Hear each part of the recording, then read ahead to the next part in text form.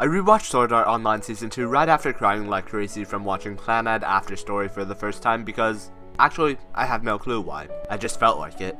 From my memory, Season 2 was kinda garbage, but it was entertaining enough to keep me occupied. I remembered it was about Gun Gale Online, and watching that just felt right in the moment, I guess. 14 episodes into the 24 episode season and the Gun Gale arc ended, and I realized that I forgot what happened through the next 10 episodes. I decided to watch them to get a refresher. The 3 episodes after Gun Gale Online were very forgettable episodes. It's called the Caliber arc. It's kind of worthless. But the next 7 episodes after Caliber was an arc I completely forgot existed, but was the best arc that Sword Art Online has had. This is the story of the forgotten arc of Sword Art Online, Mother's Rosario. So, first off, let's talk about why I consider Mother's Rosario to be a forgotten arc. The main reason this arc is overlooked far too often is because, while it's amazing, compared to what the rest of Sword Art Online has to offer, it's not something that lingers in your memory as intensely. Most of the arcs of Sword Art Online had something new and revolutionary attached to them. The Aincrad arc naturally was pioneering the VR MMO concept, along with the stakes of if you die in the game, you die in real life. The second arc, Alfheim, was so bad that everybody couldn't stop talking about the incestual subplot between Sugu and Kirito, but even so, we had the stakes of Kirito finding Asuna before she became Sugo's... yeah.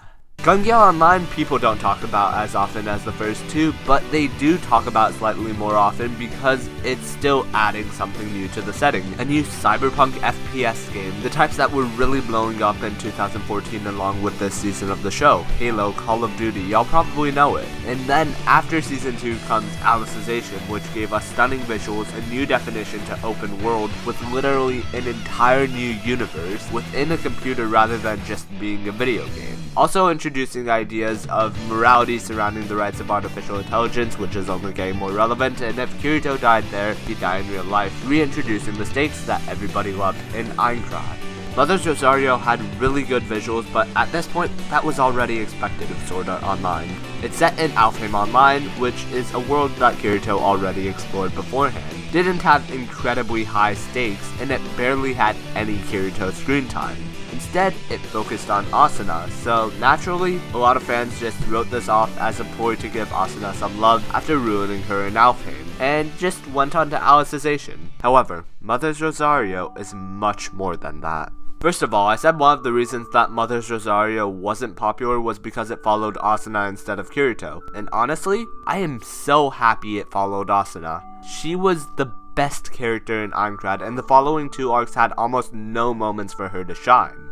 If you haven't watched Sword Art Online, I suggest you click off the video now. Asuna's journey through Mother's Rosario has her recognizing that ever since she left Aincrad, she's been powerless to do just about anything, especially in the real world. She's struggling to face the responsibilities that her mother is forcing upon her for the sake of her future, and the mother is convinced that VR is an unhealthy form of escapism that Asuna is using to run away from said responsibilities. She has a map planned out for what she wants Asuna's ideal life to be, and Asuna has basically no say in the matter. Anything that she does that doesn't work towards the goal of her future directly, such as being with her friends or playing in VR, was considered to be an absolute waste of time.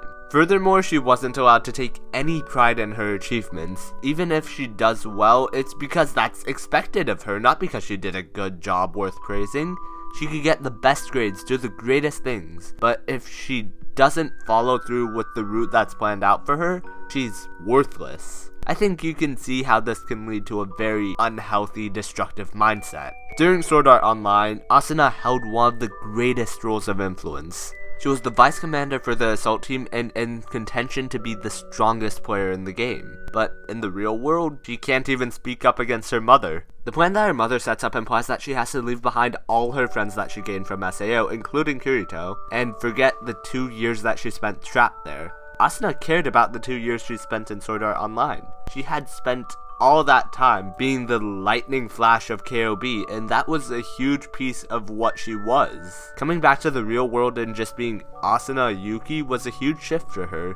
She became so much more than what she was in the real world while being within virtual reality, and she wanted to keep that while her mom tried to deny it from her. This led to significantly diminishing confidence within her own abilities as she fell into a state of despair and helplessness, which she kept bottled up. I honestly get it. I mean, my parents are absolutely amazing and they support me through everything, so I can't relate to the tyrannical mother that Asuna had to experience, but I do understand the experience of having that second person you used to be but can't be anymore.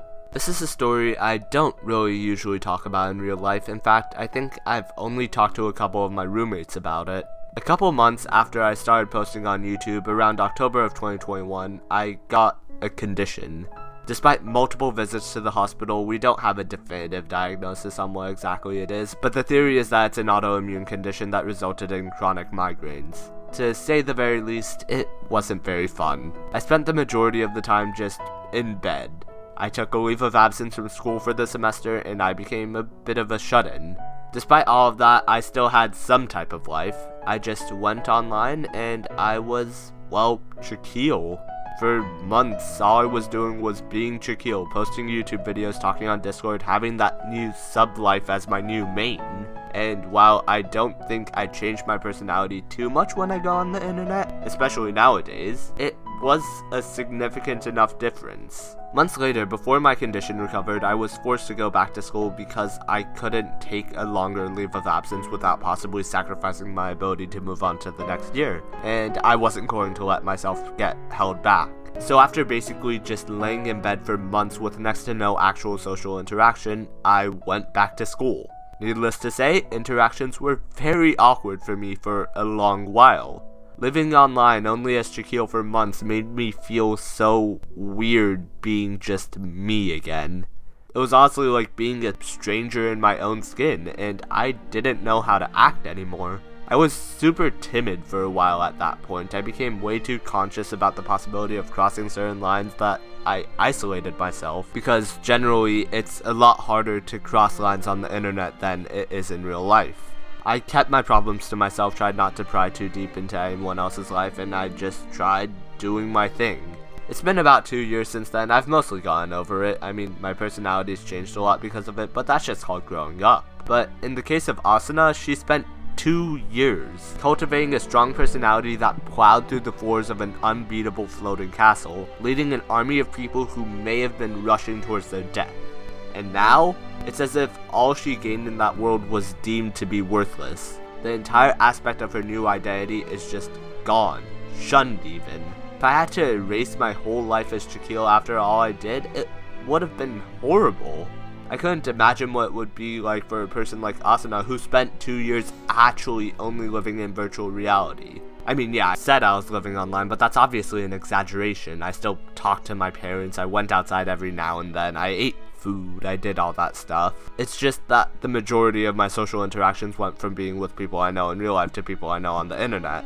Asuna had it way worse than me in that regard. She dropped her real-world persona cold turkey as she took on the role of the vice commander that would get everybody back where they belong, beating the game. There wasn't any chance for Asuna to be her real-world persona, really, because she wasn't interacting with anybody that she knew from her family. I was interacting with my parents, my brother, and occasionally talking to my friends, but Asuna was mingling with people who were strangers unless you consider the progressive movie canon, in which case she had one person who also left her to die in pursuit of a rare drop until Kirito saved her.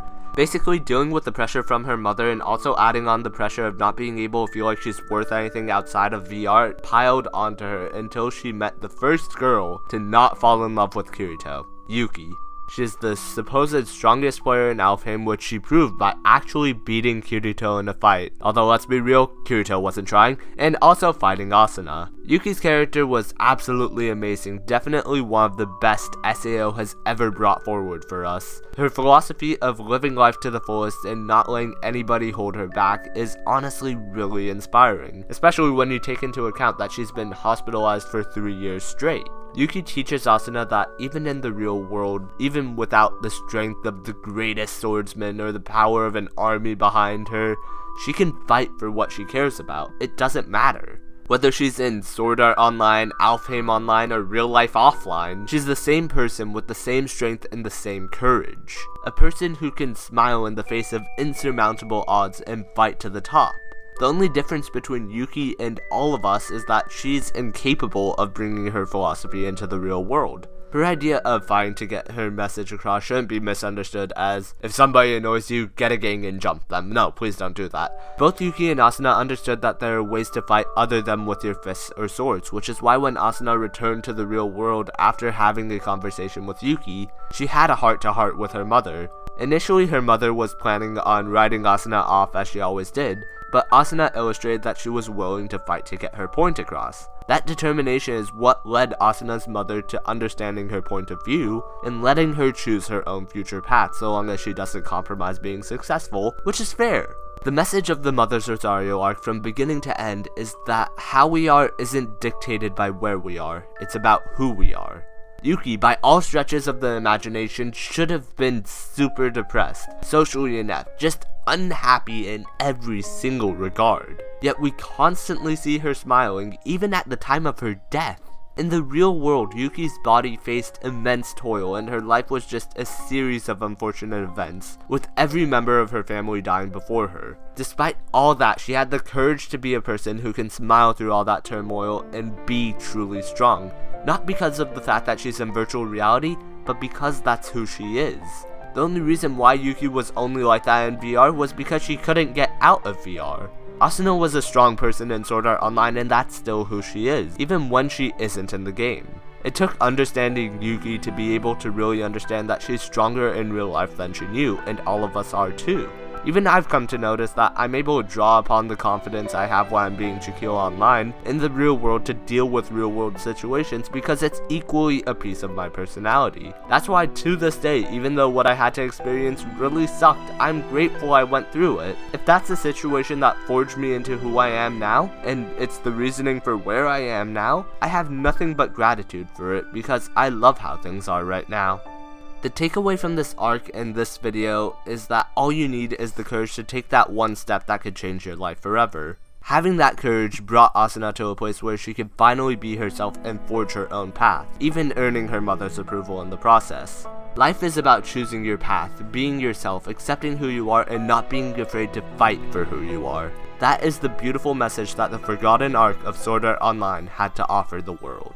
I hope you guys enjoyed the video. If you did, like and subscribe, all that, I'd appreciate it. I have at least one more Sword Art Online video in the pipeline at the time of recording, so if you're interested in that, then you should 100% stick around, especially since I'm one of the few YouTubers that actually enjoys Sword Art Online, so I'll probably make more content about it in the future past a single video.